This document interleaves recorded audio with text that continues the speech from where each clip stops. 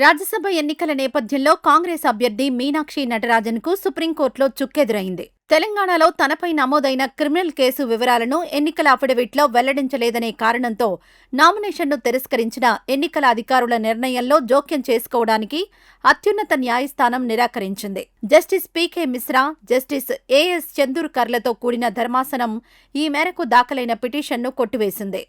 ఒకసారి ఎన్నికల రిటర్నింగ్ అధికారి నామినేషన్ను తిరస్కరించిన తర్వాత సంబంధిత అభ్యంతరాల పరిష్కారం కోసం ఎన్నికల సంఘాన్ని ఆశ్రయించాల్సిందేనని ధర్మాసనం స్పష్టం చేసింది.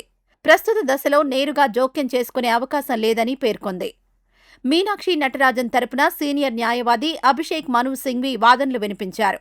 కనీసం 2 ఏళ్లు లేదా అంతకంటే ఎక్కువ శిక్ష పడే అవకాశం ఉన్న క్రిమినల్ కేసుల వివరాలను మాత్రమే అభ్యర్థులు అఫిడవిట్లో తప్పనిసరిగా వెల్లడించాల్సి ఉంటుందని ఆయన తెలిపారు.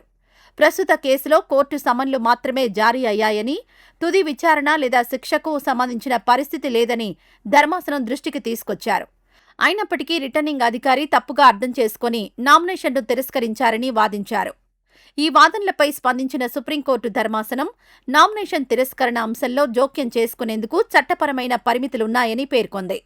గతంలో ఇలాంటి కేసుల్లో కోర్టు జోక్యం చేసుకున్న ఉదాహరణలు ఉంటే వాటిని సమర్పించాలని సూచించింది. అనంతరం అందుబాటులో ఉన్న పత్రాలను పరిశీలించిన ధర్మాసనం పిటిషన్ను కొట్టివేసింది. ఇదిలా ఉండగా మీనాక్షి సమర్పించిన ఫామ్ 26 అఫిడవిట్లో తెలంగాణలో నమోదైన క్రిమినల్ కేసు వివరాలు ప్రస్తావించలేదని రిటర్నింగ్ అధికారి అరవింద్ శర్మ పేర్కొన్నారు. ఈ అంశంపై బీజేపీ అభ్యర్థి మహేష్ కేవత్ ఫిర్యాదు చేసిన నేపథ్యంలో నామినేషన్ను పరిశీలించిన అధికారులు దానిని తిరస్కరించినట్లు తెలుస్తోంది. ప్రస్తుతం ఈ వ్యవహారం రాజ్యసభ ఎన్నికల రాజకీయాల్లో చర్చనీయాంశంగా మారింది. ఈ వీడియో మీకు నచ్చినట్లయితే లైక్ చేసి షేర్ చేయండి. మీ అభిప్రాయాల్ని కామెంట్ రూపంలో తెలియజేయండి.